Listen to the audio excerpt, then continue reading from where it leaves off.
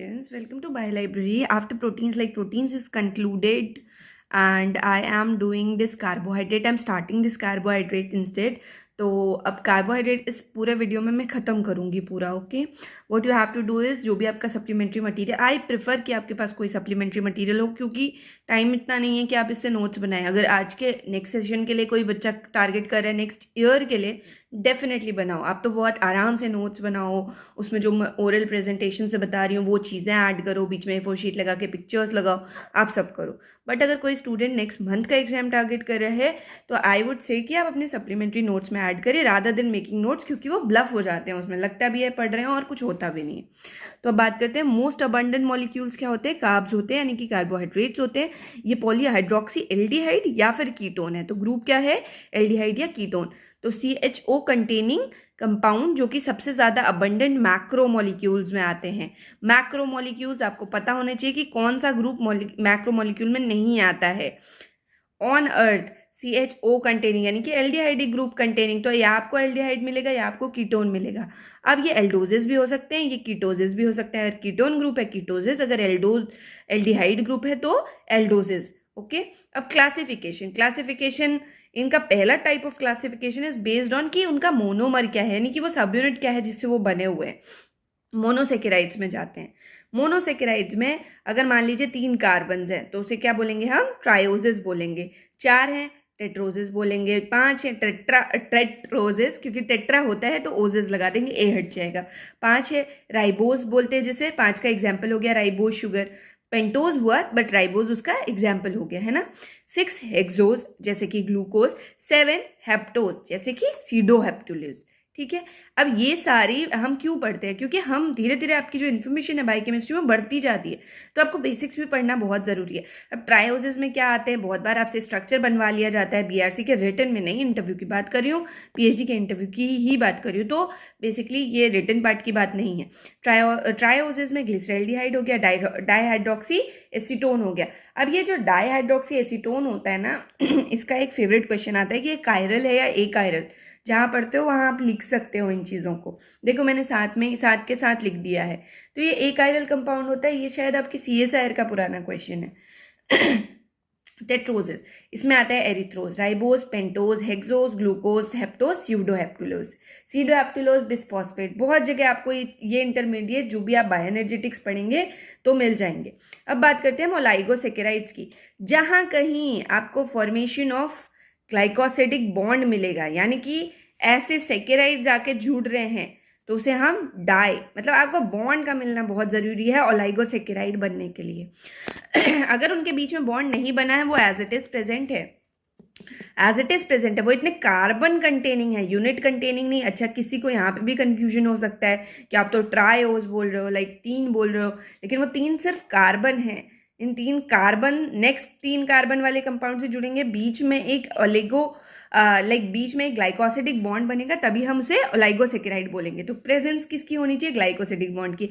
अब वो ओलिगोसेकेराइड आपसे सिंपली बोलेंगे कि ऐसे बताओ क्या करोगे, तो ग्लाइकोसिडिक बॉन्ड का जो भी ऐसे होता है, जो भी टेस्ट होता है, आप करके दिखा दोगे. प्रेजेंट है तो वो ओलाइगो है, नहीं प्रेजेंट है तो वो ओलाइगो नहीं है. अब आता है अब डाइसेकेराइड. 2 जुड़े डाइसेकेराइड, 3 जुड़े ट्राइसेकेराइड. पूरे आपके मोनोसेकेराइड्स जुड़ रहे हैं, कार्बन नहीं, मोनोसेकेराइड्स. ऊपर क्या है, कार्बन से. टेट्रासेकेराइड्स 10 मोनोमर्स तक जा सकते हैं ये. उनको जोड़ के उनके बीच में जब ग्लाइकोसिडिक बॉन्ड स्टैब्लिश होगा, then only you will get what, oligosaccharide. अब आते हैं हम पॉलीसेकेराइड्स में. इनसे भी बड़ी चीज़ होगी, पहले के बाद दूसरी पढ़ी है, दूसरे के बाद तीसरी पढ़ रहे हैं, तो आप किसी तरीके से ओलाइगोसेकेराइड्स जुड़ रहे होंगे, है ना. तो अगर हम पॉलीसेकेराइड्स की बात करें तो इनमें भी ग्लाइकोसिडिक बॉन्ड प्रेजेंट है. अब वो होमो भी हो सकते हैं, हेट्रो भी हो सकते हैं, यानी कि सारे जो मोनोमर्स है ना वो सारे सेम होंगे तो वो होमो पॉलीसेकेराइड हो जाएगा. अगर डिफरेंट होंगे तो उसे हेट्रो पॉलीसेकेराइड बोलेंगे. नाम से पता चल रहा है ना. एक बार आप होमो और हेट्रो बना के देखिएगा.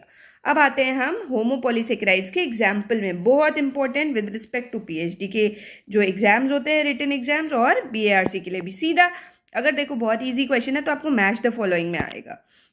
अब आते हैं हम होमोपॉलीसेकेराइड। स्टार्च की बात करें तो स्टार्च क्या करता है, ये स्टोरेज कार्बोहाइड्रेट है। दो ही तरीके के होंगे, या तो लाइक वॉल में स्टेबिलिटी प्रोवाइड कर रहा होगा आपको कार्बोहाइड्रेट, या फिर वो आपके खाने को स्टोर कर रहा होगा।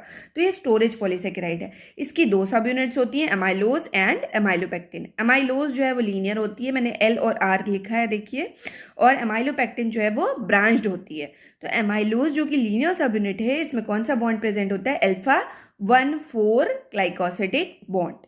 सिमिलरली ब्रांच वाले में क्या प्रेजेंट होता है, अच्छा ब्रांच वाला लीनियर भी है और उसमें ब्रांचिंग भी है।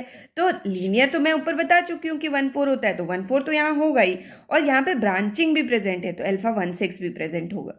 ठीक है, अब आते हैं हम ग्लाइकोजन में। ग्लाइकोजन क्या है, जैसे स्टार्च जो है वो स्टोरेज था लेकिन वो प्लांट्स में था, वैसे ही जो ग्लाइकोजन है वो स्टोरेज है लेकिन वो एनिमल्स में है। तो ग्लाइकोजन आप देखोगे ना, तो glycogen similarly storage form animals में है, आपको लिवर में स्टोर्ड फॉर्म में मिलेगा, आपको मसल्स में स्टोर्ड फॉर्म में मिलेगा। जब भी यूटिलाइज करना होगा तो ऐसे ग्लाइकोसाइडेजेस आएंगे जो कि 1,4 और 1,6 को डाइजेस्ट कर सकते हैं। आप समझे मेरी बात को। ये सब पढ़ने का जो अप्लाइड चीज़ है कि वो बॉडी के अंदर या फिर कहीं भी क्या हो रहा है, अगर आपको ग्लाइकोजन दिखता है और आपको उसके कॉन्स्टिट्यूएंट के फॉर्मेट में लेके आना है उनको, तो आप क्या करोगे, उसको अल्फा 1,4 और अल्फा 1,6 डाइजेस्टिंग एंजाइम डाल दोगे, तो ये भी ब्रांच फॉर्म होता है। और इसके बॉन्ड क्या क्या है, अल्फा 1,4 और अल्फा 1,6। अब आते हैं हम सेल्यूलोज पे। सेल्यूलोज लीनियर फॉर्म है, ब्रांच नहीं है, ऊपर के दोनों आपने ब्रांच पढ़ लिए। बीटा 1,4 लिंकेज होता है इसमें, कौन सा लिंकेज होता है, बीटा 1,4 लिंकेज होता है। अब आते हैं हम काइटिन पे। काइटिन भी लीनियर है, सेल्यूलोज भी लीनियर है और काइटिन भी लीनियर है। अब मैं आपको एक बहुत इंटरेस्टिंग चीज़ बताऊंगी दोनों के बारे में। पहले हम देख लेते हैं कि इनका मोनोमर क्या है। तो इसका मोनोमर है एन एसिटाइल ग्लूकोजामीन। जो आप कॉकरोच की एक्सोस्केलेटन देखते हो, कभी कॉकरोच टच हुआ है गलती से, लाइक हाथ पैर से? नहीं हुआ है। बाहर से भी अगर आप देखोगे तो जैसे पॉलीथीन की शीट्स होती है थोड़ी मोटी, उतना हार्ड होता है वो, तो वो उसमें काइटिन प्रेजेंट है। और उसको लाइक कॉकरोच पूरा मर जाएगा, डिग्रेड हो जाएगा, लेकिन वो जो आपके पीछे के विंग्स होते हैं वो एज सच ही दिखेंगे आपको। इसको डिग्रेड करना मुश्किल है। क्यों मुश्किल है? क्योंकि जिसका भी एंजाइम थोड़ा रेयर है उसको डिग्रेड करना मुश्किल है। तो ये बीटा 1,4 लिंकेज को यहाँ पे क्लीव करने के लिए उसे एंजाइम काइटिनेजेस इतने आराम से नहीं मिल पा रहे हैं। होमोपॉलीसेकेराइड्स है और बीटा 1,4 लिंकेज है। अब देखो, आपको एक चीज़ बताती हूँ, आप डिफरेंस देखो क्लियरली। ये स्टोरेज फॉर्म था, इसमें अल्फा बॉन्ड प्रेजेंट है, ठीक है, और ये फंक्शनल चीज़ है, यानी कि बाहर वॉल पे प्रेजेंट है, तो इसमें बीटा लिंकेज प्रेजेंट है। यानी कि डिफरेंस होता है बॉन्ड की कॉन्फ़िगरेशन में। अल्फा और बीटा फॉर्म्स में भी डिफरेंट आ रहा है। और कोई चीज़ स्टोर करिए खाने को, हमें रिलीज करना है तो बहुत जल्दी चाहिए होगा, बहुत बार, है ना, क्योंकि बहुत बार इस पर सर्वाइवल डिपेंड करेगा। तो अल्फा बॉन्ड है, अल्फा बॉन्ड को तोड़ना रिलेटिवली इजी होगा। ये चीज़ आप सर्च करोगे, मेरे ख्याल से अल्फा बॉन्ड को तोड़ना रिलेटिवली इजी होना चाहिए। और इनमें बीटा फॉर्म है, क्यों? क्योंकि ये बाहर की वॉल पे प्रेजेंट है, यानी कि ये प्रोटेक्शन या बैरियर का काम कर रहे हैं। तो उस केस में थोड़ा सा हो जाएगा कि इनको बीटा फॉर्म को तोड़ना मुश्किल होगा। लेकिन ये यूनिवर्सल है कि जहाँ आपको स्टोरेज दिख रहे होंगे वहाँ आपको अल्फा बॉन्ड मिलेगा, और जहाँ आपको फंक्शनल फॉर्म में यानी कि प्रोटेक्शन या बैरियर प्रोवाइड कर रहे होंगे वहाँ पे बीटा फॉर्म्स होंगे। अब हमने होमोपॉलीसेकेराइड्स की बात कर ली। हमने बोला था कि अगर मान लो ये हेट्रोपॉलीसेकेराइड्स हैं, right. Hi students, welcome to bio library and हम हेट्रोपॉलीसेकेराइड से विल रिज्यूम। एक्चुअली होता क्या है कि अभी तक आप लोगों ने होमोपॉलीसेकेराइड पढ़े, लेकिन हेट्रोपॉलीसेकेराइड्स में जब कॉन्स्टिट्यूएंट्स जिनसे ये बना है पॉलीसेकेराइड वो डिफर करते हैं तो वो हेट्रो हो जाता है, नहीं एज द नेम सजेस्ट, है ना। तो उसमें एक one of the example will be glycosaminoglycans. इसमें सिर्फ आपको ग्लाइकेन जो कि कार्बोहाइड्रेट पार्ट है सिर्फ वो नहीं दिख रहा, इसमें आपको क्या दिख रहे हैं और सारी चीज़ें भी उसके साथ एडेड दिख रही हैं। तो ग्लाइकोजामिनोग्लाइकेंस भी उसमें आ गए। अब अगर हम एलेबोरेट करना शुरू करें जो हमने अभी तक पढ़ा, तो पहले हमने मोनोसेक्राइड पढ़ा। मोनोसेक्राइड सबसे सिंपल फॉर्म ऑफ शुगर होती है जिसका जनरल फार्मूला CnH2O का होल n हो जाता है। हालांकि इस फॉर्मूले की आपको ज़रूरत नहीं है अभी। कांट बी हाइड्रोलाइज फर्दर क्योंकि सबसे सिंपलेस्ट फॉर्म है, कलरलेस होता है, क्रिस्टलाइन होता है और वाटर सॉल्युबल होता है। बहुत ज़्यादा अबंडेंट, इनफैक्ट मोस्ट अबंडेंट होता है। जैसे मोनोसेक्राइड का एग्जांपल हो गया ग्लूकोज। अगर एल्डिहाइड ग्रुप प्रेजेंट होगा तो हम एल्डोज बोलेंगे, है ना। फंक्शनल ग्रुप में अगर एल्डिहाइड प्रेजेंट होगा तो एल्डोज बोलेंगे। जैसे कि ग्लूकोज क्या है, वो एक एल्डोज है। फ्रुक्टोज क्या है, वो एक कीटोज है। तो हमें एल्डोहेक्सोज मिल सकते हैं, कीटोज मिल सकते हैं, कीटोहेक्सोज मिल सकते हैं। ग्लूकोज जो है वो एल्डोज हो गया और ये क्या हो गया, कीटोज हो गया, डिपेंडिंग अपॉन कि क्या फंक्शनल ग्रुप प्रेजेंट है। जैसे यहाँ पे आप देखोगे तो यहाँ पे कौन सा प्रेजेंट है, यहाँ पे प्रेजेंट है एल्डिहाइड ग्रुप, तो वो क्या हो गया, एल्डोज हो गया। अब हम बात करते हैं ट्रायोजेस की। ट्रायोज नाम से ही पता चल रहा है ना, 3 कार्बन सिर्फ इसमें प्रेजेंट रहेंगे। तो 3 कार्बन वाले को हम क्या बोलते हैं? ट्रायोज बोलते हैं। तो इसके एग्जाम्पल में एल्डोज में आता है ग्लिसरल्डिहाइड, और डाईहाइड्रोक्सी एसीटोन आता है कीटोज में। इसका मैंने क्वेश्चन भी दिया था कि ऑप्टिकली एक्टिव होते हैं या इनएक्टिव, वही क्वेश्चन सिर्फ बनता है इसका। ग्लिसरल्डिहाइड के स्ट्रक्चर में आप देखो, जैसे कि इसमें बोला था, आगे बस कार्बन में भी 1 2 3 ओनली 3 कार्बन आर देयर, तो जिसकी वजह से ये जस्टिफाई होता है कि ये ट्रायोज है। और प्लस ये कायरल कार्बन इसमें प्रेजेंट है। कायरल कार्बन क्या होता है? जिसके चारों सब्स्टिट्यूएंट अलग हों। तो फर्स्ट सब्स्टिट्यूएंट हो गया OH, दूसरा हो गया CHO, तीसरा हो गया यहाँ पे जो हाइड्रोजन लगा है वो, और नीचे हो गया CH2OH। ठीक है, इस पूरे को आप एक सब्स्टिट्यूएंट कंसीडर करोगे। इस कार्बन की बात करें तो कायरल कार्बन एटम प्रेजेंट है, उसके बाद ऑप्टिकली एक्टिव होता है, क्योंकि कायरल कार्बन है इसलिए ऑप्टिकली एक्टिव होगा। ऑप्टिकल रोटेशन शो करेगा तो दोनों साइड में किसी भी में भी शो कर सकता है। अगर क्लॉकवाइज रोटेट करेगा प्लेन को पोलराइज लाइट के तो पॉजिटिव हो जाएगा, यानी कि डेक्स्ट्रो रोटेटरी क्लॉकवाइज में, और एंटी क्लॉकवाइज में तो लीवो रोटेटरी। अब बात करते हैं यहाँ पे, जो कि क्या है? डाईहाइड्रोक्सी एसीटोन है। डाईहाइड्रोक्सी एसीटोन में क्या होता है? ये ऑप्टिकली इनएक्टिव होता है। मैं दिखाऊंगी क्यों इनएक्टिव होता है। पहला आप सिर्फ ये समझो कि कीटोज होता है, यानी कि ketone group C double bond O। ये सेकेंड कार्बन नंबरिंग की है, तो 3 कार्बन होते हैं क्योंकि ये ट्रायोजेस है। 1 2 3 3 कार्बन हो गए। अब अगर हम एसिमेट्रिक कार्बन को देखने की कोशिश करेंगे तो हमारा जो C है उस पर 2 H जो है वो कॉमन प्रेजेंट है ना, इस पे 2 H कॉमन प्रेजेंट है और यहाँ OH प्रेजेंट है। अगर आप यहाँ देखो C डबल बॉन्ड O, तो एक तो डबल बॉन्ड हो गया CH2OH और CH2OH, यानी कि 2 ग्रुप जो है वो सिमिलर प्रेजेंट है। तो ये क्या हो गया? ऑप्टिकली इनएक्टिव हो गया। तो ये क्वेश्चन बहुत फेवरेट है। DHA बोलते हैं डाईहाइड्रोक्सी एसीटोन, ये क्या होता है?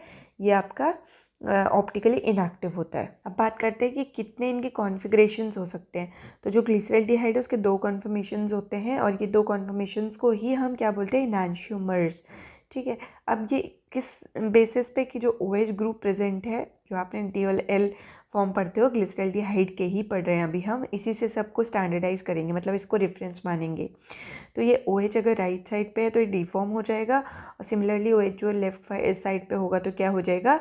L फॉर्म हो जाएगा। और ये क्या है? ऑप्टिकली एक्टिव है। अब एक्सेप्ट डाईहाइड्रोक्सी एसीटोन, सारे मोनोसेकेराइड जो होते हैं उनमें या फिर 1 से ज़्यादा कायरल एटम प्रेजेंट होते हैं, कायरल सेंटर्स प्रेजेंट होते हैं। Molecules with chiral carbon atom are optically active and form isomers. न सिर्फ वो कायरल कार्बन कंटेनिंग और ऑप्टिकली एक्टिव होते हैं, बल्कि वो आइसोमर्स भी फॉर्मेशन करते हैं। जितने ज़्यादा कायरल कार्बन होंगे उतनी ज़्यादा ही number of possible stereo isomers. Stereo isomers तब बोलेंगे जब प्लेन ऑफ पोलराइज लाइट को वो रोटेट कर सकेंगे। अगर राइट को करते हैं, क्लॉकवाइज करते हैं तो डी फॉर्म हो जाएंगे, अगर लेफ्ट साइड को करते हैं तो एंटी क्लॉकवाइज करते हैं तो एल फॉर्म्स हो जाएंगे। ठीक है, तो जितने कायरल कार्बन्स बढ़ेंगे उतने ज़्यादा स्टीरियो आइसोमर बनने की पॉसिबिलिटी बढ़ जाएगी। अब इसके लिए वेंट हॉफ्स रूल या वेंट हॉफ्स फॉर्मूला आता है। तो अगर हम number of possible stereo isomers निकालते तो वो हम वेंट ऑफ रूल से करते हैं। इससे डिटरमाइन हो जाता है कि कितने पॉसिबल स्टीरियो आइसोमर्स हैं। अब कितने कायरल एटम्स हैं पहले आप वो कैलकुलेट करोगे और 2 to the power n कर दोगे। n क्या हो जाएंगे? कितने कायरल एटम्स प्रेजेंट है। ठीक है, सपोज कायरल कार्बन एटम जो है वो 2 प्रेजेंट है, 2 to the power 2 कितने हो जाएंगे? 4 स्टीरियो आइसोमर्स पॉसिबल होंगे उसके। वेंट ऑफ रूल पे क्वेश्चन आ सकता है। अब आता है एपीमर की बात। 2 मॉलिक्यूल जो कि सिमिलर है लेकिन एक सिंगल कार्बन एटम पे डिफर करते हैं। यहाँ पे मैंने सिंगल कार्बन एटम लिखा हुआ है। इसका एग्जांपल है mannose is an epimeric form of glucose. तो ये आपका ग्लूकोज का स्ट्रक्चर है। ग्लूकोज का स्ट्रक्चर आपको याद होना चाहिए, वैसे मैं ये प्रेफर करूँगी। कुछ नहीं होता है इसमें, ऊपर CHO लिखिए, नीचे CH2OH लिखिए, और ऊपर से अगर आप शुरुआत करेंगे तो पहले OH होगा, फिर H, फिर 2 बार OH।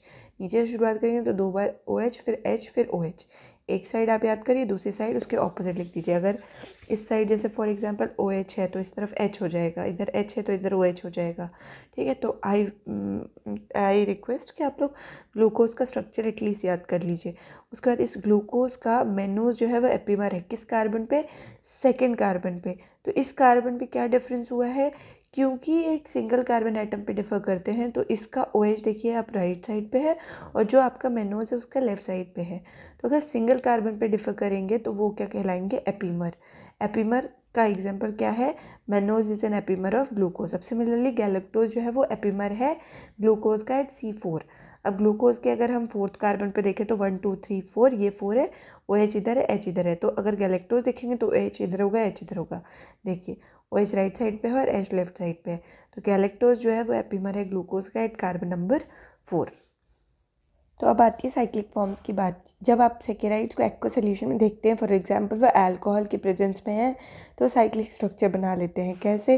क्योंकि इंटरनल हेमीएसिटल या हेमीकीटल बनता है। तो जब एल्डिहाइड, आपने पढ़ा होगा केमिस्ट्री में कि एल्डिहाइड जब रिएक्ट करता है अल्कोहल से तो हेमीएसिटल बनाता है, सिमिलरली कीटोन जब करता है तो हेमीकीटल बनाता है। तो ऐसे एल्डिहाइड, यहाँ पे ग्लूकोज भी हो सकता है। अब ये ग्लूकोज जब अल्कोहल वाले सोल्यूशन में डालेंगे तो वहाँ पे हेमीएसिटल रिंग बनेगी। सिमिलरली कीटोन वाला जैसे फ्रुक्टोज हो सकता है, अल्कोहल में डालेंगे तो हेमीकीटल बनेगी। अब ये रिंग जो है वो साइक्लिक स्ट्रक्चर 5 कार्बन का भी हो सकता है और 6 कार्बन का भी हो सकता है। तो 5 कार्बन का होता है तो उसको फ्यूरान बोलते हैं, एफ से 5 एफ से फ्यूरान होता है, और 6 कार्बन का होगा तो उसे पायरैन बोलेंगे। ठीक है, अगर आप ग्लूकोज को देखो तो सिर्फ आपको पायरैन फॉर्म में दिखेगा, लेकिन जो फ्रुक्टोज है वो आपको दोनों फॉर्म में मिलेगा, यानी कि पायरेनोज में भी मिलेगा और फ्यूरेनोज फॉर्म में भी मिलेगा। अब आपको जब एपीमर की बहुत अच्छी अंडरस्टैंडिंग हो गई है कि एपीमर सिंगल कार्बन कन्फर्मेशन में डिफ़र करते हैं एच और ओ एच की पोजीशन पे, तो आप एनोमर्स भी जान लो। एनोमर्स क्या होते हैं? एनोमर्स जो है वो फर्स्ट कार्बन पे जो ओ एच की पोजीशन होती है वो वेरी करती है। अगर कार्बन नंबर फिक्स हो जाए, फर्स्ट कार्बन पे वेरी करती है, तो उन्हें एनोमर्स बोलते हैं।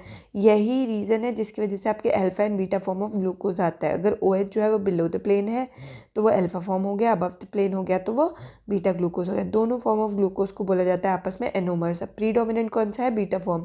बीटा कितना मिलता है? 63%। Linear form less than 1, linear में भी रहता है, और अल्फा फॉर्म 37%। अब एक स्पेसिफिक फिनोमिना आप पढ़ोगे इसमें जिसको बोलते हैं म्यूटर रोटेशन।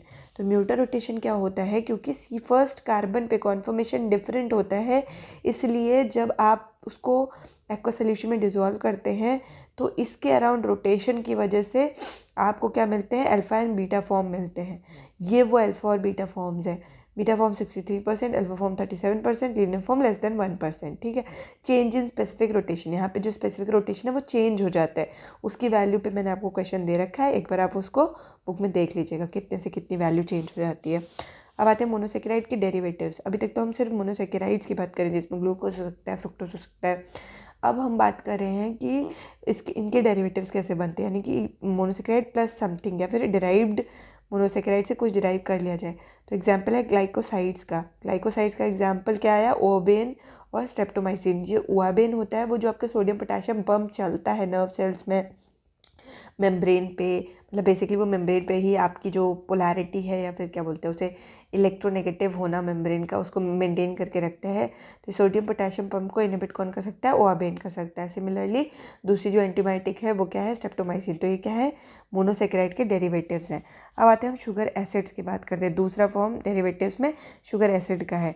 तो अगर फॉर एग्जाम्पल ग्लूकोज है, ग्लूकोज क्या है? आपकी शुगर है, नॉर्मल उसका पूरा स्ट्रक्चर है, लेकिन अगर उसके जो CHO है उसको आप डिराइव कर दोगे और COOH में कन्वर्ट कर दोगे, ठीक है, ये CHO जो है ये COOH अगर बना दिया जाएगा तो इसको क्या बोलेंगे हम? Gluconic acid. अगर ये एल्डिहाइड था तो ये एल्डोनिक एसिड बन जाएगा।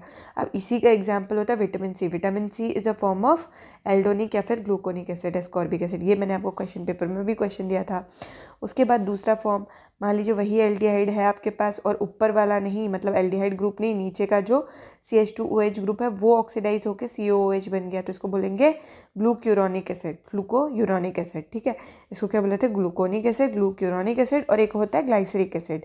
ग्लाइसरिक में क्या होता है? दोनों ऑक्सीडाइज हो जाएंगे, यानी कि ऊपर भी COH लग जाएगा और नीचे भी COH लग जाएगा। यहाँ CH जो CHO सिर्फ जा रहा था तो ये क्या बन रहा था? Gluconic acid. सिर्फ नीचे वाला हो रहा था तो एक बन रहा था ग्लूक्यूरोनिक एसिड।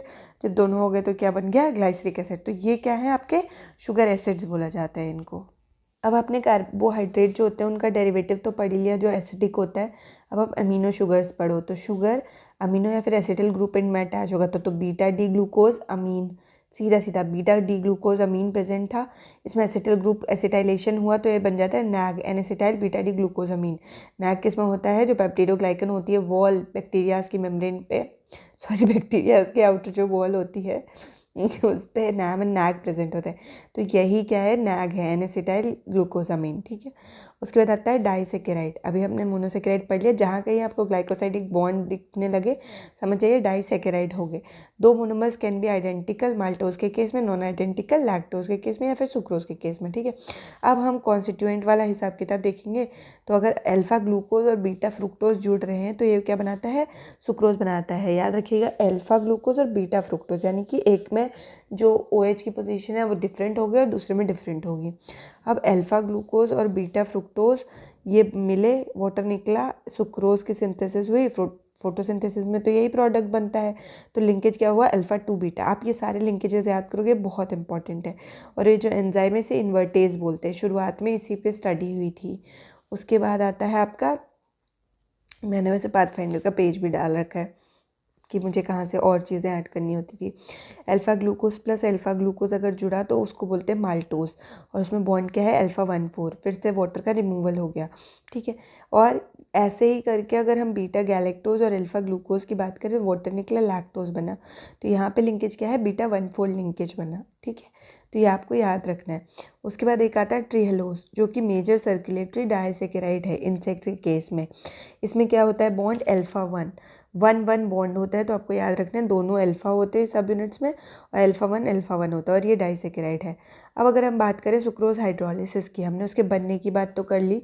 अब अगर हम उसके हाइड्रोलिसिस की बात करें तो ये क्या है, +D, यानी कि डेक्स्ट्रोरोटेटरी, इसका जो रोटेशन है वो क्लॉकवाइज होगा, और 56.5 की इसकी वैल्यू आएगी। सुक्रोज में ग्लूकोज प्लस फ्रुक्टोज है, ग्लूकोज +53 डिग्री पे डेक्स्ट्रोरोटेटरी, और फ्रुक्टोज जो है वो -92 डिग्री लिवोरोटेटरी, यानी कि डोमिनेट कौन कर गया, फ्रुक्टोज कर गया। अब हाइड्रोलिसिस की अगर बात, मतलब ये जब हाइड्रोलिसिस प्रोडक्ट होगा तो ये पूरा मिला के लिवोरोटेटरी होगा, लेकिन जब ये बन जाता है तो ये +D मॉलिक्यूल होता है। हाइड्रोलाइज फॉर्म ऑफ सुक्रोज लिवोरोटेटरी होता है। बस यही कॉन्सेप्ट है इसका, कि जब सुक्रोज एज सुक्रोज प्रेजेंट होगा तो +D होगा, और जब hydrolyse form of sucrose present होगा तो लिवोरोटेटरी होगा। अब अगर हम पॉलीसेकेराइड की बात करें तो ये स्ट्रक्चरल भी हो सकते हैं, स्टोरेज पॉलीसेकेराइड भी हो सकते हैं। होमोपॉलीसेकेराइड में जैसे स्टार्च हो गया, storage form of glucose polymer, present in कहाँ कहाँ है, प्लास्टिड में है, प्लांट्स के, या अमाइलोज और अमाइलोपेक्टिन में है। आयोडीन टेस्ट यूज़ करते हैं इसके लिए। अब अमाइलोज में अगर आयोडीन आता है, ऐड होता है, तो डीप ब्लू कलर आता है, और अगर अमाइलोपेक्टिन इनके ब्रांच वाले में आता है तो रेडिश या पर्पल कलर आता है।